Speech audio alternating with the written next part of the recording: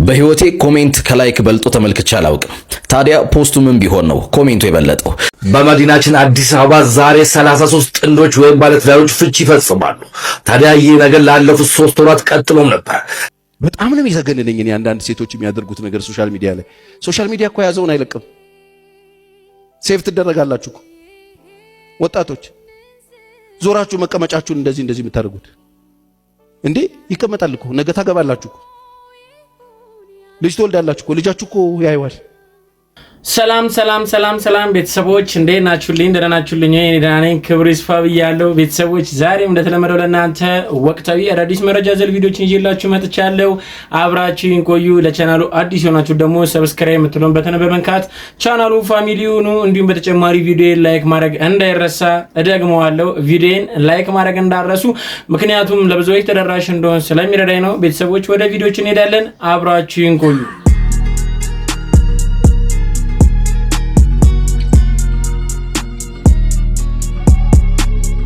በቅድሚያም ቤተሰቦች የእናንተን ምላሽ የሚፈልግ አንድ ጥያቄ ወደ እናንተ ይዤላችሁ መጥቻለሁ። ልጋብዛችሁና መልሱን ትሰጡኛላችሁ። በህይወቴ ኮሜንት ከላይክ በልጦ ተመልክቼ አላውቅም። ታዲያ ፖስቱ ምን ቢሆን ነው ኮሜንቱ የበለጠው? እንዲህ ይላል።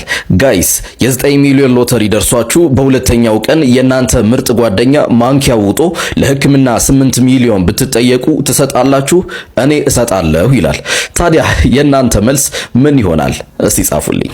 ባለ ታሪኩ እኔ እሰጣለሁ ብሏል። ስንቶቻችንን የምንሰጠው? እኔ በበኩሌ እዚህ ጋር እንደምናገረው ቀላል እንደማይሆን አውቃለሁ። ነገር ግን ከጓደኞቼ የሚበልጥብኝ ምንም የለምና የሚሰጥ ይመስለኛል ያልኩት። እናንተስ ከልባችሁ ሆናችሁ ሳትዋሹ ለዚህ ጥያቄ ምላሽ ሰጡኝ። ትሰጣላችሁ? አትሰጡም? ሀሳባችሁን ኮሜንት ሴክሽን ላይ አጋሩኝ። በመቀጠልም እንግዲህ የሰሞኑ ሌላኛው መነጋገሪያ የሆነው የአዲስ አበባ ዩኒቨርሲቲ ጉዳይ ነው። አዲስ አበባ ዩኒቨርሲቲ አሁንም ከተማሪዎቹ ጋር እንግዲህ ሰጣ ገብ ውስጥ ገብቷል። በምንድነው? ልጋብዛችሁና ሀሳባችንን እንሰጥበታለን። አዲስ አበባ ዩኒቨርሲቲ ማተኮር ያለበት ስለ ጸጉር ርዝማኔ ሳይሆን ከጸጉር በታች ያለው ጭንቅላት ስለሚያፈልቀው ሀሳብ ነው። ይህንንም ያለው ኤቢ ቤላ ነው። ኤቢ ቤላ በፌስቡክ ፔጁ ላይ የአዲስ አበባ ዩኒቨርሲቲ የተማሪዎችን ጸጉር ማስቆረጥ ጀምረዋል አሉ። እኔ መጀመሪያ ስሰማ የምር አልመሰለኝም ነበር። አሁን እንደሚታየው ግን ጭራሽ ህግ የወጣለትም ጉዳይ ነው። ዩኒቨርሲቲ ተብለው እንዲህ አይነት ሀሳብ ከየት እንደመጣላቸው ራሱ አላውቅም። አዲስ አበባ ዩኒቨርሲቲ ማስተካከል የሚገባው ብዙ ጉዳይ ያለ በዚህ ለምን መጀመር እንደፈለገ አልገባኝም። ዞሮ እንዲህ አይነት ሀሳብ መነሻውን ህዝበኝነት ነው ብዬ እገምታለሁ። ተራ ጭብጨባ የመቃረም አባዜ ያመጣው ሀሳብ እንደሆነ እጠረጥራለሁ። አዲስ አበባ ዩኒቨርሲቲ ከፍተኛ የትምህርት ተቋም ነው። ስለዚህ ማተኮር ያለበት ስለ ጸጉር ርዝማኔ ሳይሆን ከጸጉር በታች ያለው ጭንቅላት ስለሚያፈልቀው ሀሳብ ብቻ ነው። ዩኒቨርሲቲው በአብዛኛው በሀያዎች ውስጥ ያሉ ወጣቶችን እንደሚያስተምሩ አንዳንድ ነገሮችን ለእድሜና ለተፈጥሮ መተው አለበት። ጸጉራችንን ተቆርጠን ስንመጣ ጨዋ የሚል ሙገሳ ሊሰጡን የሚገባው ወላጆቻችን እንጂ ዩኒቨርሲቲው አይደለም።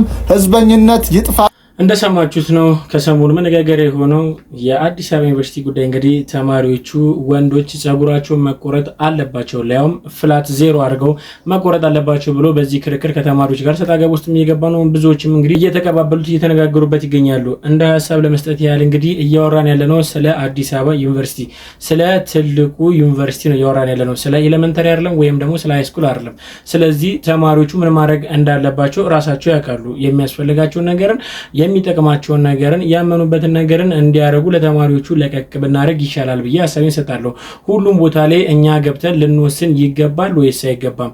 ይህ የአዲስ አበባ ዩኒቨርሲቲ ሊያስብበት ከሚገባቸው ጉዳዮች መካከል አንዱ ይሄ ነው። ሁሉ ነገር ላይ ለማሰብ ካሰበ ትምህርቱን ረስቶ በማይመለከተው ጉዳይ ውስጥ በሰው ህይወት ውስጥ ገብቶ እንግዲህ የማያገባው መበጥበጥ ይመስለኛል። እናንተስ ምን ይመስላችኋል? ሀሳባችሁን ኮሜንት ሴክሽን ላይ ግለጹልኝ። በተጨማሪ ቤተሰቦች ሚስቶች ባሎችን እንግዲህ በእርግዝና ሰበብ ቁም ስቅላቸውን እያወጧቸው ነው። ምን አረገው? ልጋብዛችሁ እስቲ።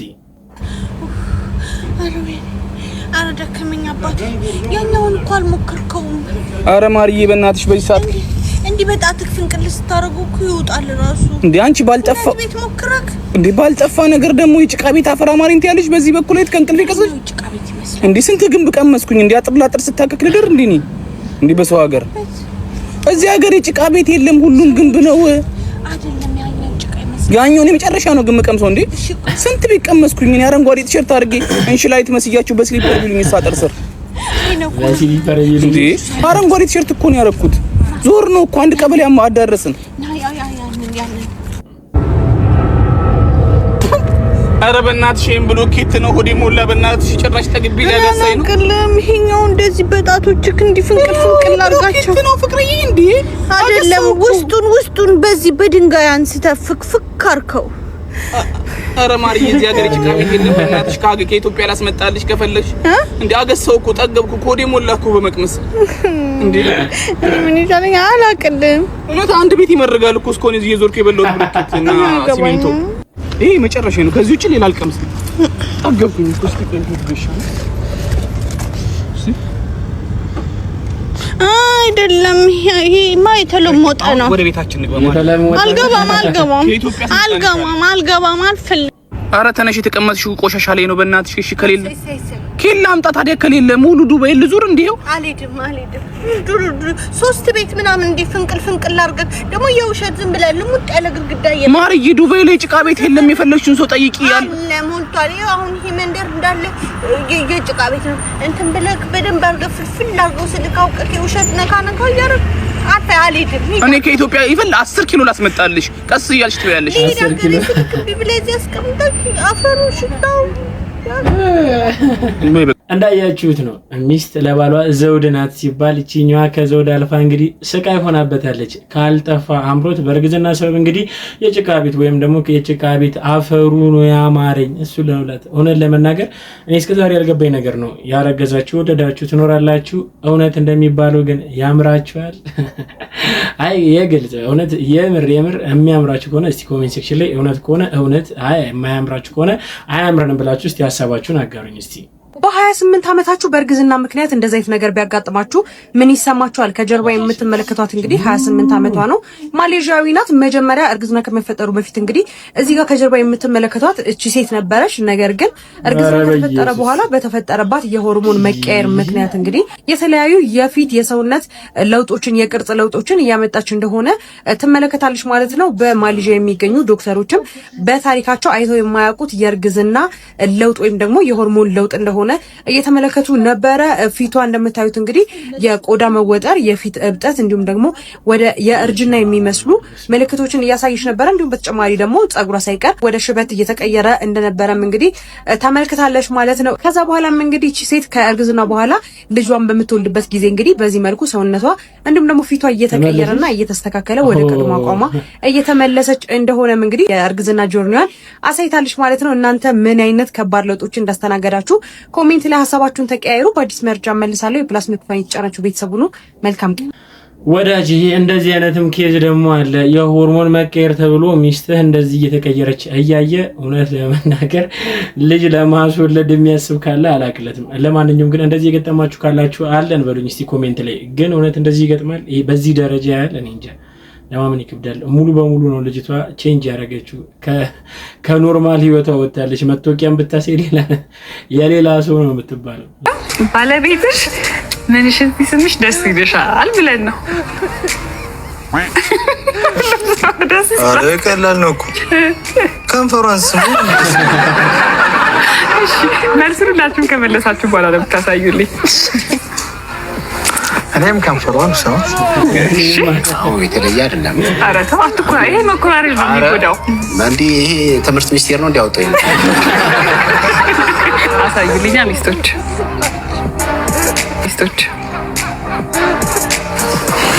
መጠርጠርስ ግንብ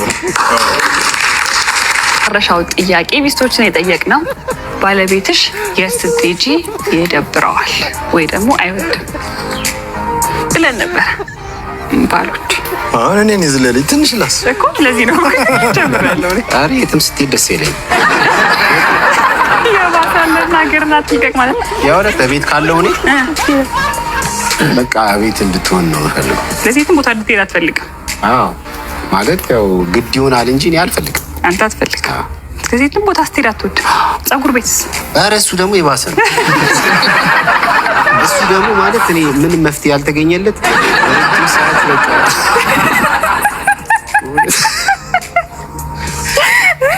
ፀጉር ቤት ኧረ እሱ ላይ ግን የሆነ መራመረን ጥሩ ይመስማ ሰላም በጣም ችግር ነው የሰዓት ቅነሳ ይደረግ በረብስማ እኔ ሁሌ ወብቶን ብትሰራ ፀጉሯን ደስ ይልበሽ ግን ከሄደች ብትፈጆ ጊዜ ሳስበው ባልኖረ ነው ብለው በቃ እንዴ በኋላ ላይ ከሌለ ደግሞ ችግር ነው አዎ እሱ ያስተካክላል ያሳምራል ግን እንደኛ ቶሎ ጣጣጣ ባረከደል አሁን የወንዶችም እኩል ሆናል ታጥባችሁ ተቆርጣችሁ መከራ ነው እና አይ በፍጹም እኩል አይሆንም ከእናንተ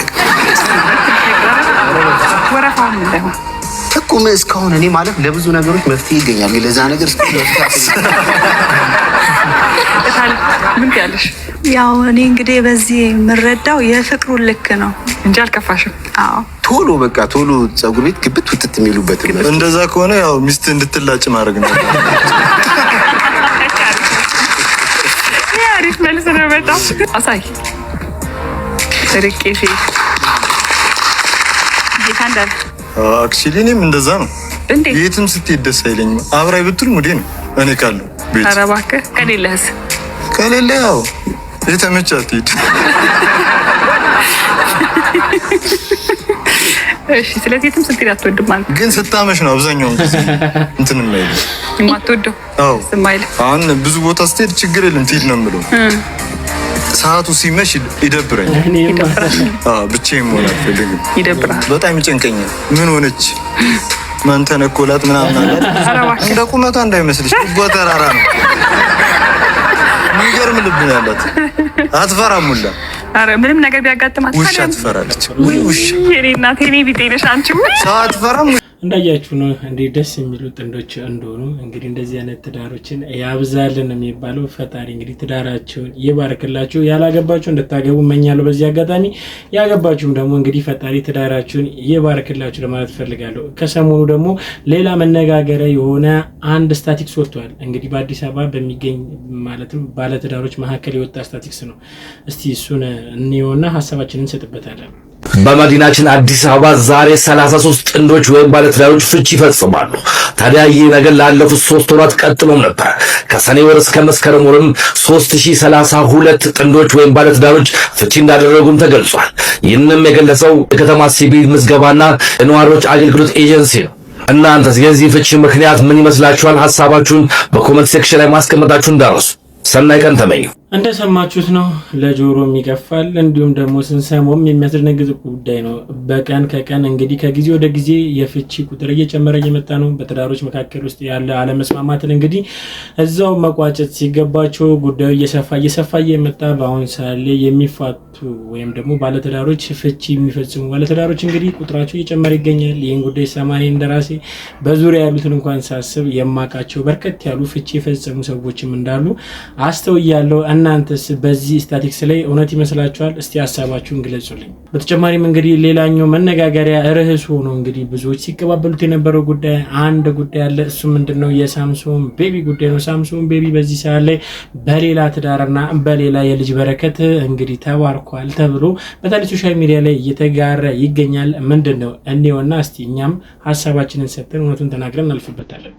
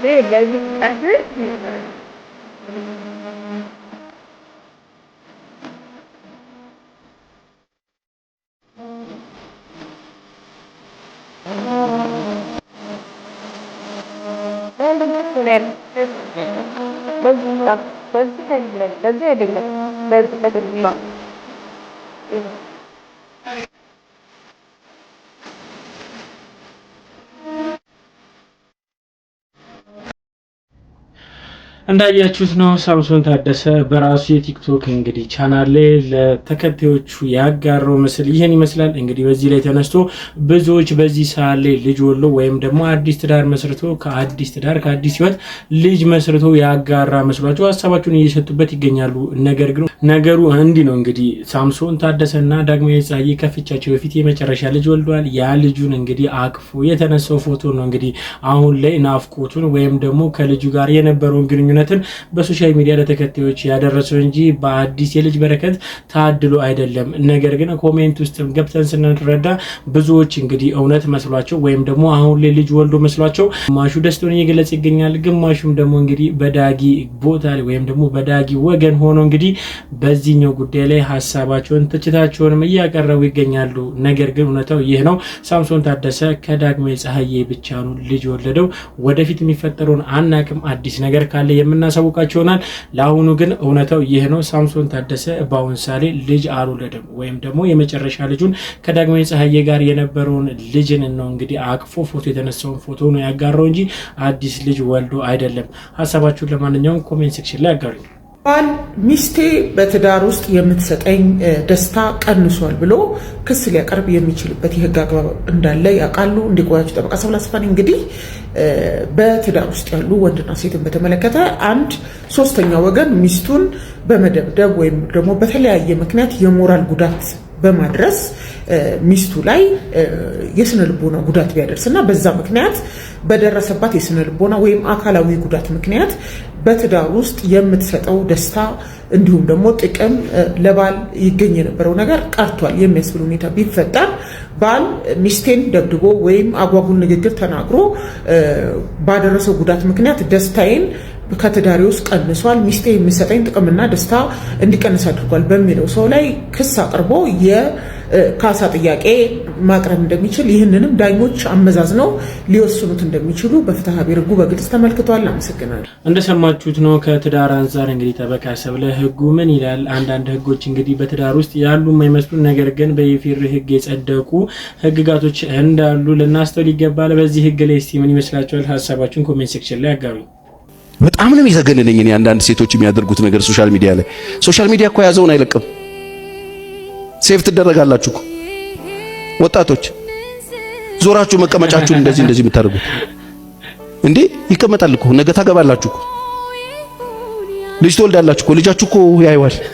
እኔም ማለት ምንድነው ይሆናችሁ ያላችሁት? እኔም እንደዚህ የምትራቆቱት፣ እንደዚህ የምትራከሱት ነገ እኮ ትልቅ ትሆናላችሁ ነው። እዚህ ጋር ልቅ ቢል መስሏችሁ ነው? ለመጪው ትውልድ ምንድነው የምታስቀምጡለት? አየሩ ላይ ምንድነው እየጣዳችሁ ያላችሁት? እኔ እንኳን እዚህ ጋር ከነቶክቻው ጋር የደነስኩት ዳንስ ምን ያህል እንዳሸማቀቀኝ እግዚአብሔር ምስክሬ። የዛኔ ቪዲዮ ባልነበረበት በሞባይል ተቀርጾ እንዴት እንደተሸማቀቅኩ አሁን ሲወጣ፣ ለዛውም ደመና እየዘመርኩኝ እንኳን እንደዚህ ጋር ብሬክ የወረድኩት እንዴት እንዳሸማቀቅ ያው እግዚአብሔር እንዴት እንደሚያሳፍ በቃ ምን ታረጋዋል? አይፋቅ የኢትዮጵያ ሕዝብ ይቅርታ አድርግልኝ ብያለሁ። አንቺ እኮ አሁን ለቅሽ እኮ ተራቆትሽ እኮ ምንድነው እያስቀመጣችሁ ያላችሁት? በንግግር ቢሆን በተግባር ቢሆን በስራ ቢሆን የምታስቀምጡት ነገር ምንድነው? ነገ ሙሉ ሰው ትሆናላችሁ እኮ፣ ታድጋላችሁ እኮ፣ ትልልቅ ትሆናላችሁ እኮ፣ ታገባላችሁ፣ ትወልዳላችሁ እኮ፣ ልጆች ይኖሯችኋል እኮ። ልጆቻችሁ እኮ ሰው ይሆናሉ፣ ያድጉና ሶሻል ሚዲያ ይጠቀማሉ እኮ፣ ያገኟችኋል እኮ። ምንድነው ምንም አይደብራችሁም እንዴ? እንዴት ነው ያሰ ልጆኝ እቀራለሁ ብለሽ ነው? ወጣቶኝ እቀራለሁ ብለሽ አስበሽ ነው? ኧረ ንቂ! የአምላኬ የሚያነቃ ብርሃን ያግኝሽ። እስቲ አሜን በይኝ። አዎ ምን ይሆንሽ ነው? እንዴት እንደሚደብር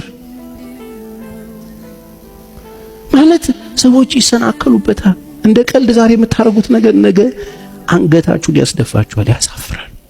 ፓስተር ቸሬ በተናገረው ሐሳብ ላይ ብዙዎች እንግዲህ ሐሳባቸውን እየሰጡበት ይገኛሉ። ፓስተር ቸሬ ልክ መሆኑን እንዲሁም ደግሞ ያጋራን ሐሳብንም ጠቃሚ መሆኑን ብዙዎች ሐሳባቸውን እየሰጡበት ይገኛሉ። እናንተስ ምን ይመስላችኋል? ሐሳባችሁን እንግዲህ ኮሜንት ሴክሽን ላይ አጋሩኝ።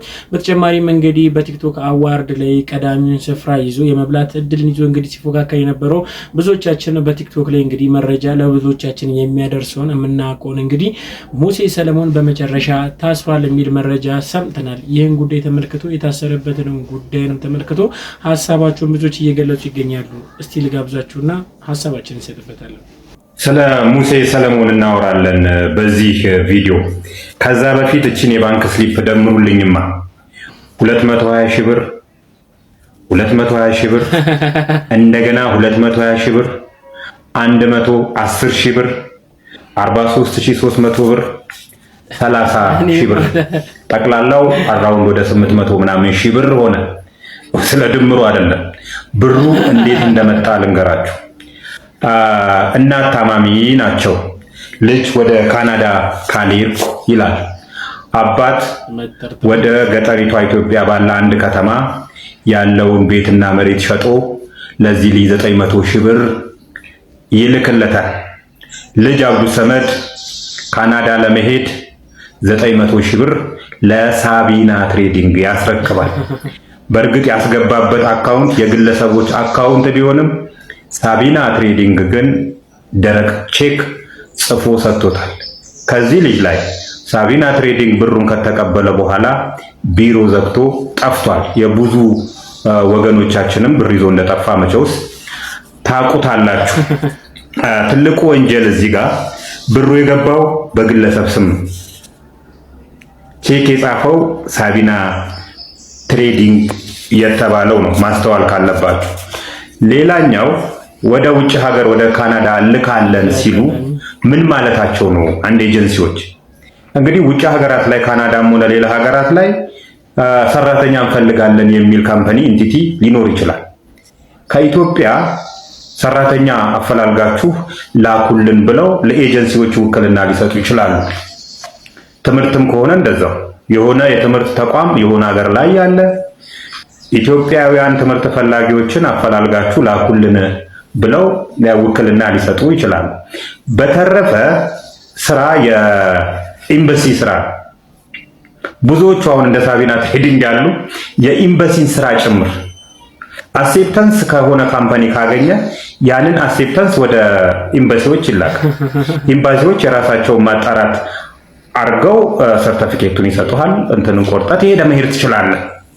እነዚህ ግን ብዙዎቹ ኢትዮጵያ ውስጥ ያሉት ብዙዎቹ የኤምባሲን ስራ ጭምር እነሱ እንደሚሰሩና እዛ ኤምባሲ ካስገቧቸው በኋላ እነሱ በእነሱ ጥረት ያንን ነገር እንዳደረጉ በማድረግ ነው ሲያታልሉና ሲያጭበረብሩ የነበሩት።